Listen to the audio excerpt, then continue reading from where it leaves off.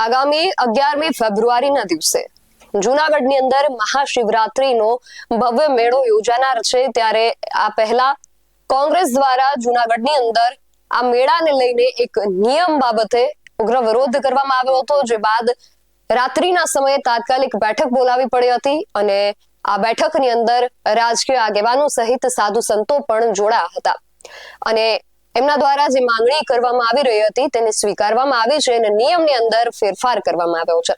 શું છે સમગ્ર વિગત જાણીએ અહેવાલમાં। જય હિન્દ। BSI ટીવી ન્યૂઝ પર આપની સાથે હું છું નિધિ ગઢવી।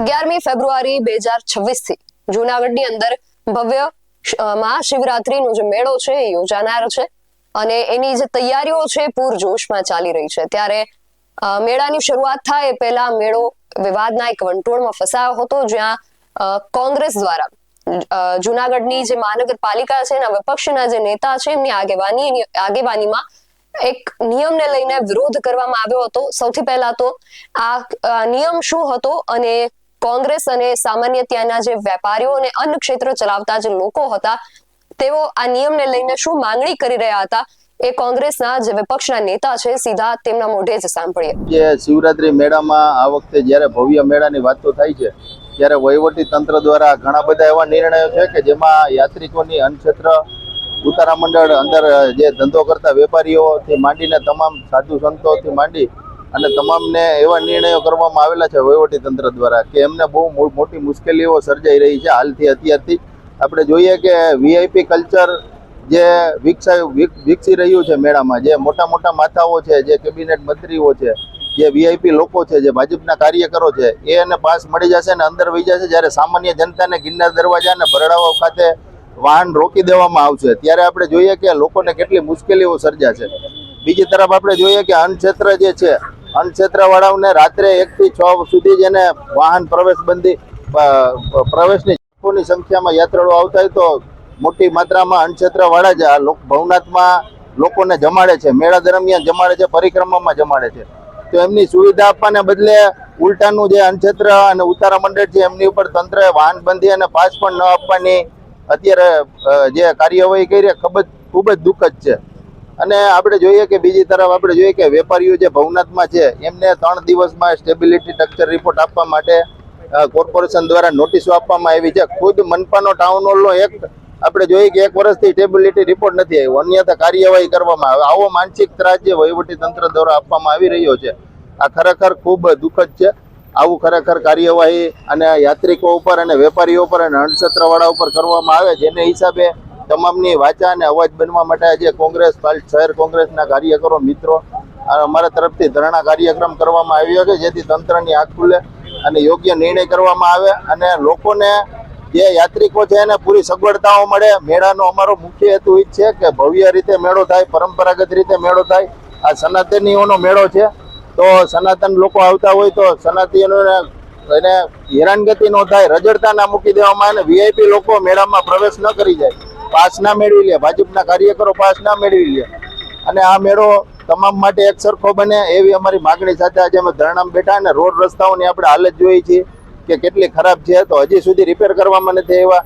એસટી વિભાગ દ્વારા આ વખતે ખાલી ટૂંકા રનના પણ મોટા ભાડા લેવામાં આવે છે। સોમનાથ પર્વમાં આપણે જોઈએ કે ફ્રીમાં એસટી બસો રાખવામાં આવી હતી, તો અત્યારે ગુજરાતમાં મોટો આવડો બધો મેળો થતો હોય તો શા માટે બસો ફ્રીમાં નથી આપવામાં આવતી અને ઉલટાના મોટા મોટા ભાડાઓ એસટી વિભાગ દ્વારા પણ ઉઘરાવવામાં આવે છે। એટલે આ તમામ બાબતે યાત્રિકોને જે મુશ્કેલીઓ પડે એ બાબતે અમે વાચા બની અને એક વિપક્ષ તરીકે આજે ધરણા કાર્યક્રમ રાખ્યો હતો।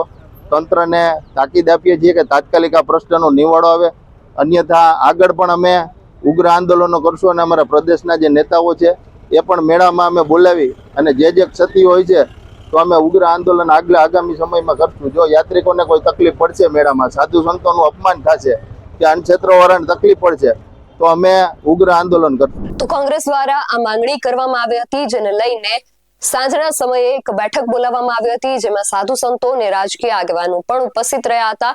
આ બેઠકના અંતે શું નિર્ણય લેવાયો અને આ બેઠકમાં આવેલા સાધુ સંતો અને રાજકીય આગેવાનોએ શું કહ્યું એ પણ સાંભળીએ। નારાયણ જય ભવનાથ।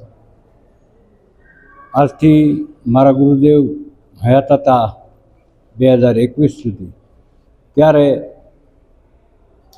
એની પહેલાંના વર્ષે 2020માં મિની કુંભ લાવ્યા હતા. ત્યાર પછી આ વર્ષે એક મિની કુંભનું આયોજન કર્યું છે. ભવ્ય આયોજન છે. તંત્ર, સરકારશ્રી અને બધાયનો સહયોગથી આ કાર્ય થઈ રહ્યું છે. સાધુ સંતોનો પણ સહયોગ છે અને અમુક ક્ષતિ રહેતી હોય તો સુધારા વધારા કરી શકાય. તો ખૂબ સારી રીતે મેળો સંપૂર્ણ થાય એવી ભવનાથ દાદાને પ્રાર્થના. અને બધાય આપણે ભજન અને ભોજનનો મેળો છે તો ભારતીય આશ્રમમાં પધારો. ભજન અને ભોજન અને સાથે સાથે બ્લડ કેમ્પ પણ રાખવાના છે, તો એમાં લાભ લેવા પધારો અને ખૂબ ભારતીય આશ્રમને રિસ્પોન્સ આપો, મુલાકાત લ્યો. તો અમને પણ આનંદ આવે કે આશ્રમે લોકો ભોજન લેવા પધારે છે. પ્રસાદ ગ્રહણ કરો અને ભજનનો આનંદ માણી. આજે જિલ્લા પંચાયત જિલ્લા સદન ખાતે મહાશિવરાત્રિ મેળા અને જેને કુંભ મેળા મિની કુંભ તરીકે નામ આપવામાં આવ્યું છે, એના ભાગરૂપે પ્રશાસન દ્વારા, કલેક્ટર સાહેબ દ્વારા અને સહપ્રભારી મંત્રી અને પ્રભારી મંત્રી દ્વારા સાધુ સંતો, અખાડાના પ્રતિનિધિઓ અને ગિરનાર ક્ષેત્રની અંદર રહેતા સ્થાનિક તમામ સંતો, મઠાધીશોને બોલાવી અને આગામી મેળાને ભવ્ય અને દિવ્ય કેવી રીતે બનાવવામાં આવે, સાથે સાથે પ્રજાના હિત માટે અને સુવિધાઓ માટે જે રાજ્ય સરકારની એક સારી એવી મંશા છે કે ભાઈ આપણે સનાતનનું ગૌરવ, સનાતનની વ્યવસ્થાઓ, વનો વ્યાપ વધે, ભગવાન શિવના મેળાની અંદર મોટી સંખ્યામાં બધા શ્રદ્ધાળુઓ, ભાવિકો, યાત્રિકો આવે અને એને તમામ પ્રકારની વ્યવસ્થાઓ અને સુવિધાઓ કેવી રીતે સારી રીતે મળે એવા સારા પ્રયાસથી તમામ મેળાનું પાર્કિંગથી માંડી અને દરેક વ્યવસ્થાઓનું વિડીયો દ્વારા અને અધિકારીઓ દ્વારા સૂચન કરવામાં આવ્યું કે ભાઈ ક્યાં શું છે, કેવી રીતે છે. અને સાથે સાથે અમારી સંતોની જે કોઈ વ્યવસ્થા હોય મિની કુંભ તરીકેની એ પણ એ બતાવવામાં આવી, કહેવામાં આવી અને એની ઉપર પણ જિલ્લા વહીવટતંત્ર દ્વારા આશ્વાસન આપવામાં આવ્યું છે કે આ બધી વ્યવસ્થાઓનું સર્જન થશે. સાધુ સંતોના શું સૂચનો? સાધુ સંતોના ખાસ સૂચનો તો એ હોય છે કે ભાઈ મેળો મિની કુંભ મેળો છે એટલે બધા અધર પ્રાંતમાંથી હિન્દી ભાષી સંતો બધા આવે એટલે એ લોકોની ગાડી જે છે એ ત્યાંથી 200-500 નહીં પણ 1000-2000 કિલોમીટરથી આવતા હોય એટલે અમારા સંતોને એવી નિયમ હોય છે કે ભાઈ દૂર જઈએ તો આસન, શાસન, રાસન આ બધી વસ્તુ ગાડીઓની સાથે હોય એટલે એ લોકોની ગાડીઓને જે કદાચ પાસ ન બી હોય તો એના જે તે સંબંધિત અખાડાના મહાત્મા, જો અહીંયા જે સાધુ આવશે ને એ અખાડાના સંબંધ વગરના કોઈ નથી એટલે જે તે સંબંધિત અખાડાના ઉપલા અધિકારી સાથે એને વાતચીત કરાવી દેવામાં આવે.